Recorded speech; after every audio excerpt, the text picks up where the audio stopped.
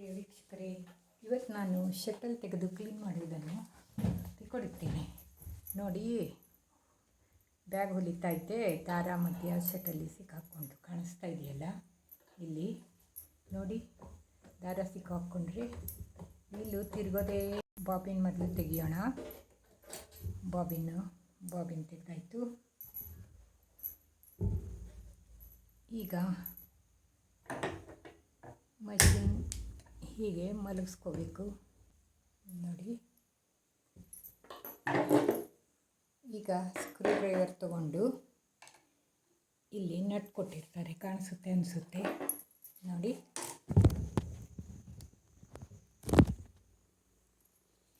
ಇಲ್ಲಿ ನಟ್ ಇರುತ್ತೆ, ಅದನ್ನು ಓಪನ್ ಮಾಡಬೇಕು.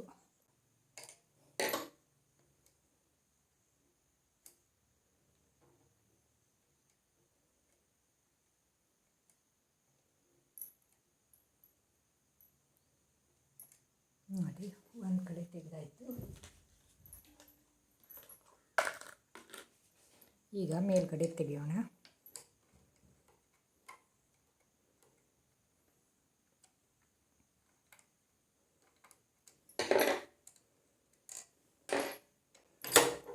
ನೋಡಿ, ಶಟಲ್ ತೆಗೆದಿದ್ದಾಯಿತು.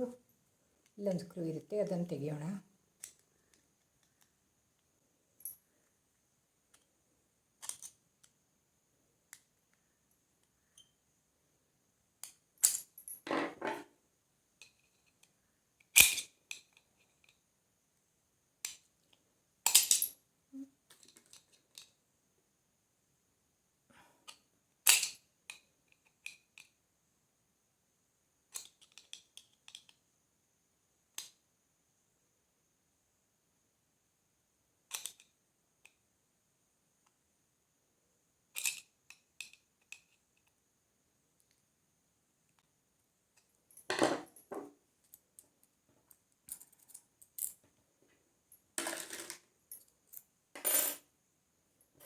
ನೋಡಿ, ಇದು ಪಾರ್ಟ್ ಎಲ್ಲ ತೆಗೆದು ಒಂದೊಂದೇ ಪಾರ್ಟ್ ತೆಗೆಯೋಣ.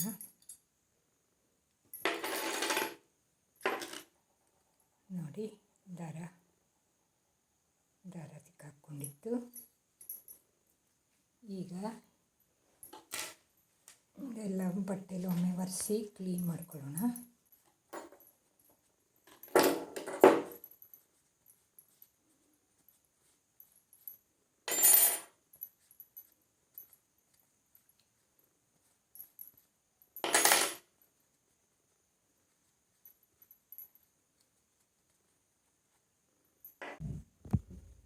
ನೋಡಿ, ಇಲ್ಲೆಲ್ಲ ಬ್ರಷ್ ತಗೊಂಡು ಕ್ಲೀನ್ ಮಾಡೋಣ. ನೋಡಿ,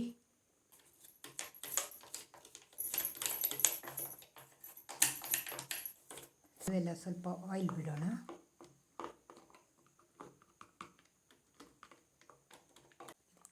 ಎಲ್ಲ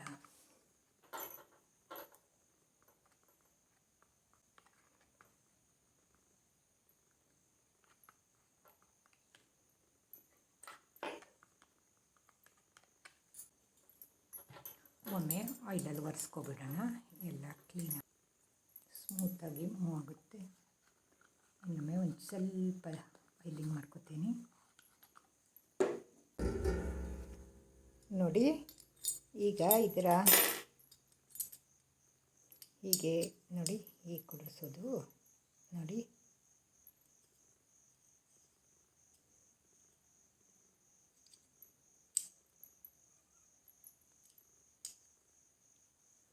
ಕುದಿಸಿ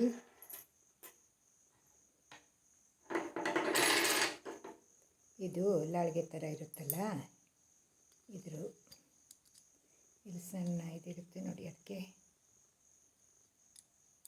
ಥರ ಅಲ್ಲಿ ಹಾಕೋದು, ಸಣ್ಣ ಕಂಬ ಥರ ಇರುತ್ತಲ್ಲ ಅಲ್ಲಿ. ಆಮೇಲೆ ಇದೆರಡರ ಮಧ್ಯ ಸರಿ ಇರಬೇಕು. ಇದೆರಡು ಇದೆಯಲ್ಲ ಪಿನ್ ಥರ, ಅಲ್ಲಿಟ್ಟು ಈ ಸ್ಕ್ರೂ ಟೈಟ್ ಮಾಡೋಣ. ನೋಡಿ, ಟೈಟ್ ಮಾಡಿದ್ದಾಯಿತು. ಒಮ್ಮೆ ಇಲ್ಲೆಲ್ಲ ಆಯಿಲ್ ಇದ್ದಿದ್ದು ಒರೆಸ್ಕೊಬಿಡೋಣ. ಇಲ್ಲ ನೋಡಿ ಇದನ್ನೇ ಮೇಲೆ ಕೆಳಗೆ ಮಾಡಿ ನೋಡ್ಕೊಳ್ಳಿಕ್ಕೆ ಬರ್ತದೆ ಸರಿ ಆಯಿತು ಅಂತ ನೋಡಿಕೊಂಡು ಸ್ಕ್ರೂ ಹಾಕೋಣ.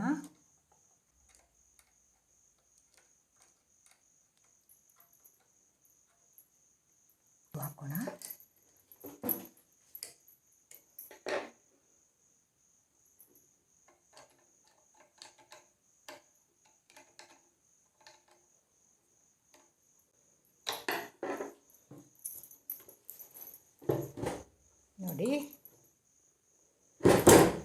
ಮಷಿನ್ ಒಮ್ಮೆ ಓಡಿಸಿ ಸರಿ ಆಯಿತು ಅಂತ ಚೆಕ್ ಮಾಡೋಣ.